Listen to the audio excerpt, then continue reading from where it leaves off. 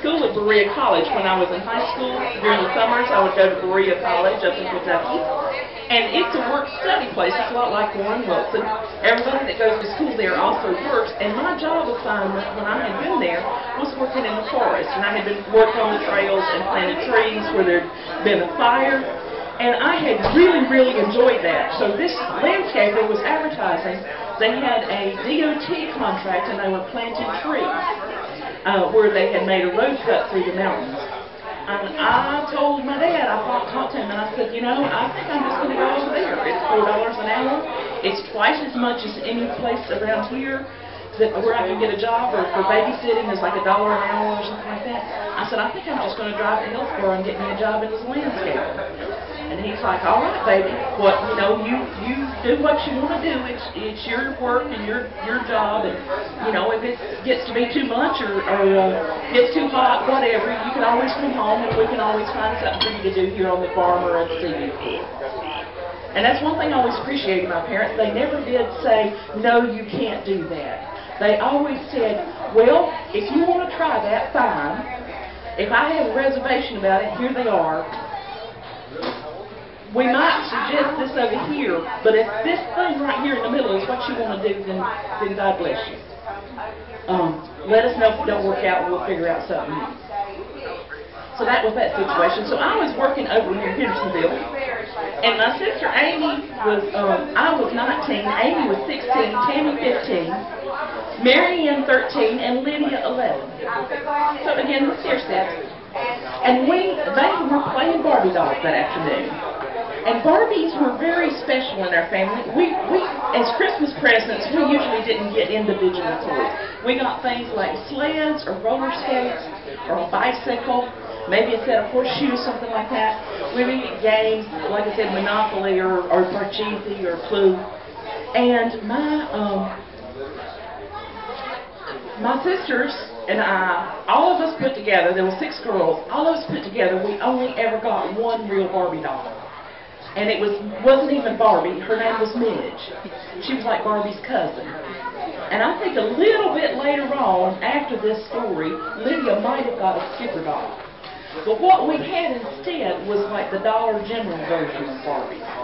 You ever go to the Dollar General stores, they have like Tiffany and LaBelle and Michelle and the Dollar General Barbies. Well, that's what we had. And we would make clothes for them. We would set up. In the wintertime, we couldn't get outside very much. So there was a porch around the house. It was an old farmhouse. Had a porch about 3/4 of the way around it, and about half of that was glassed in.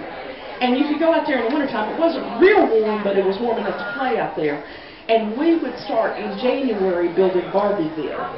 And we'd bring our horses out, and we'd have Barbie ranches, we'd have Barbie hospitals, we'd get a wash pan, fill it with water, and make a Barbie swimming pool. We'd get my brother's plastic cars and make Barbie garages.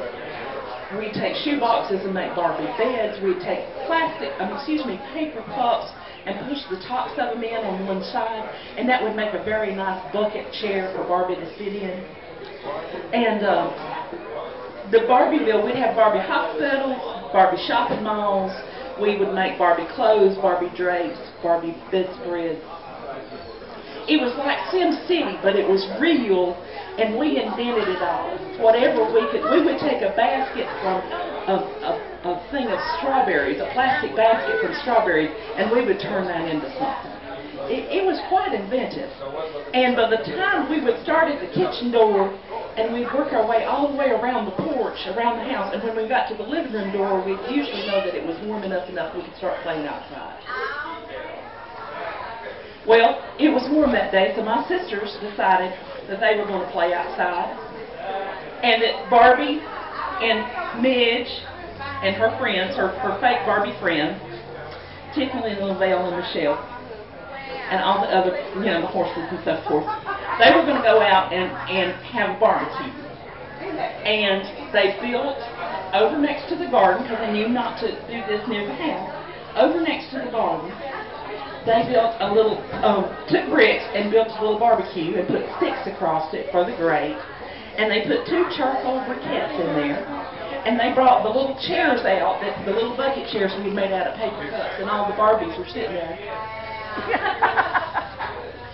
And enjoying, you know, their little Barbie drinks that, you know, we would use like caps off of Pepsi cans or Pepsi bottles or something with little caps. And we'd make little paper plates, you know, cut out little tiny paper plates, and so they'd all be sitting there. And they had the little barbecue. And like I said, I was working over near Hendersonville. Actually, I was working between Asheville and Hendersonville, about 30 miles away, a little place called Fletcher. And everybody in the country knew my daddy, and everywhere I went, didn't matter, 2, 3 counties, everywhere I went, somebody would come up to me and go, "You're one of Cal Raxter's daughters, aren't you?" My dad ran a TV store when he was only a repairman in 2 counties, and he was friendly, and I get my laughing and talking honest. He's a lot like me, and he was a very, very honest man, and everybody liked him. And everywhere you went, it didn't matter if I was cutting up at Pizza Hut with my friends when I was a teenager, or I'd be at a picnic, and we'd be, you know, rabble-rousing and having a good time. Somebody'd come up and go, "Your daddy fixes TVs, don't he? He's Cal Raxter. He worked on my TV last year." Didn't matter where I went and what I did, good, bad, or indifferent, somebody would walk up and say, "You're one of them Raxter girls, aren't you?" So that day, like I said, I was over in Hendersonville, in Fletcher, about 35 miles away, and I walked into a convenience store and I bought a Diet Coke, and I took 1 sip of it. And the man looked at me and he says, "You're one of them Raxter girls, aren't you?" And I said, "Yeah, my dad's a TV repairman. He works in Bavard. He's got the TV." "Well, there's a fire up at your daddy's house. We just heard it on the scanner." And I dropped the Diet Coke where I was standing and ran out the door, and I jumped in the landscaping truck. And I said, "William, drive. We get to the landscaping office," and he threw me out at the curb. I jumped in my car, and I drive. The girls playing Barbie dolls. Tammy had tried to get the charcoal briquette lit. And Tammy's, like I said, 15 years old. And the charcoal didn't want to start. It was like leftover from last year or something. So she had stuffed some dried grass in there. And then she stuffed some more dried grass in there.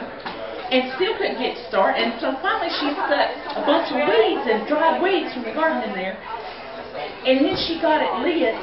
And when she finally got it lit, the wind caught a piece of that grass and those weeds or whatever that she had on fire and dropped it right in the middle of the garden where the garden stubble was. The whole thing had went poof and started, you know, flames this high, just almost instantly. And she's like, "Oh wow, Youngs, look at this, the garden's on fire." It's like, no, don't stomp it out. I just found this part out about last night. Don't stomp it out. Let's let the flames get a little bit higher. They're blaming it all on Tammy now. We had a little roundup last night, and they're all blaming it on Tammy now. So the garden is like, there's flames about 12 foot high, and they're getting a little worried, and so then they figure, well, we'll go out there and we'll stomp it out. And they start stomping, and the more they stomp, like I said, the garden stubble is dry and brittle left over from last year, and because you didn't plant up things up there till like May 15th. And so they're stomping, and as they're stomping, these weeds and old tomato plants and so forth are breaking, that are on fire, and as they break, they shatter, and there's more fire spread out around them. And there's 4 little girls, I mean, you know, 15, 16, whatever.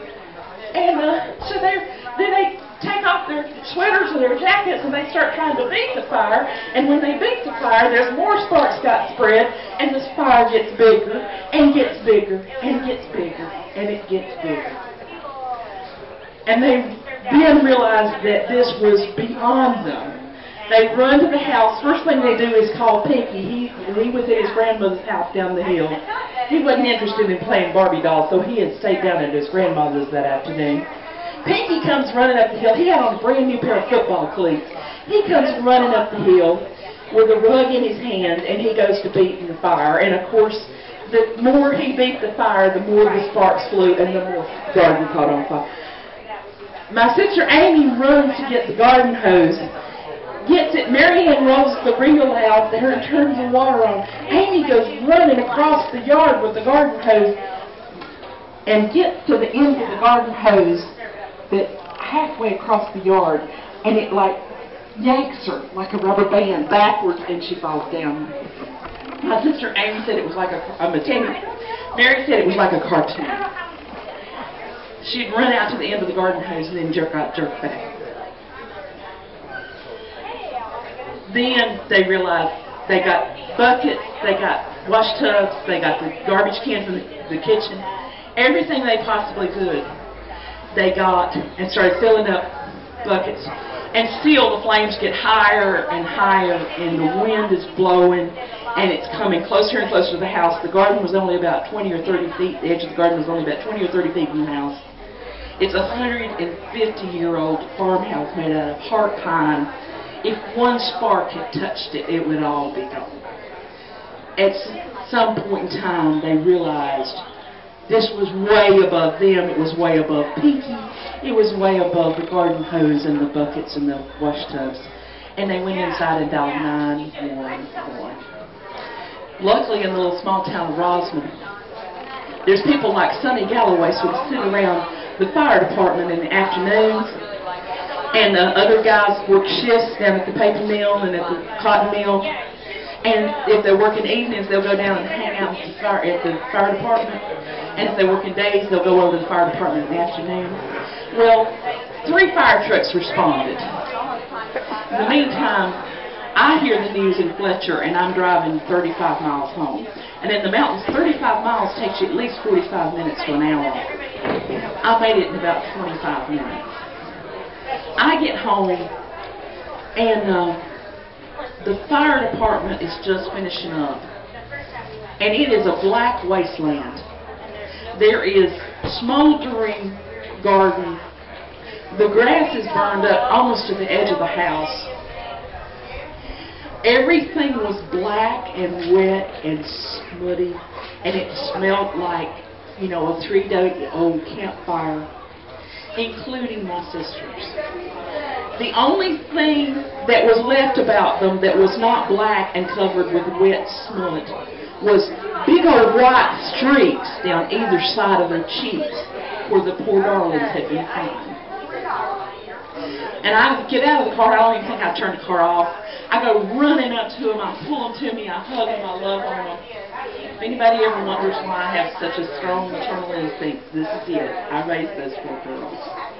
I pull them to me. I hold them. I love them. I get sooty and dirty and wet and stinky too. And they're all crying, and they're crying, and they're crying. And I'm like, what in the world happened? And Amy's like, well, we were having a Barbie, and we were playing with the sand outside. And Dave's like, and we built a little Barbie outside to charcoal briquettes. And then there was the gas in there. And then it lands in the garden. And it goes, boom. And then we call it Pinky. And we try to get the garden hose, and it's all gone, you know. And Lydia steps up, little baby. She's like, we got to call the fire department. And Mary's like, I can't understand half of what they're saying.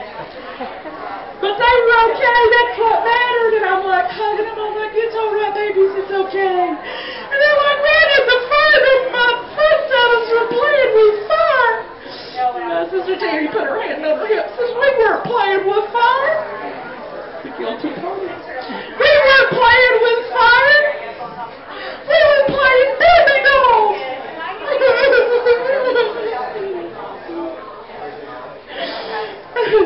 And poor little Lydia was standing there. She was 11.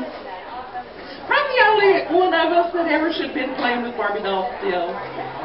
But we all still played with Barbie dolls, me and Lydia. We all understood about Barbie. And Lydia's standing there just sobbing and sobbing. There's just rivers running down both sides. That white streak on this side. Black smutty all over her grills. And she looked up at me and she said, and Midge melted.